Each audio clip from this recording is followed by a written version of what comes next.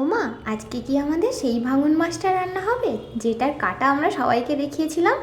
এই রেসিপিটা বলে ফেলি চটপট। কড়াই তেল গরম করতে দিয়ে মাছে নুন, হলুদ, শুকনো লঙ্কা গুঁড়ো মাখিয়ে নাও। তারপর তেল গরম হয়ে এলে ওর মধ্যে মাছগুলো দিয়ে ভালো করে লাল লাল করে ভাজতে থাকো। দুই পিঠ ভালো করে ভাজা হয়ে এলে তারপর তুলে নাও। সেই তেলেই কালো জিরে আর কাঁচা লঙ্কা ফোড়ন দাও। কাঁচা লঙ্কা থেকে যখন ভালো গন্ধটা বেরোতে শুরু করবে তার মধ্যে দাও পেঁয়াজ। পেঁয়াজটা ভালো করে ভেজে নাও। ভেজে নেওয়ার পর ওর মধ্যে দাও আলু। আলু দিয়ে ভালো করে কষতে থাকো।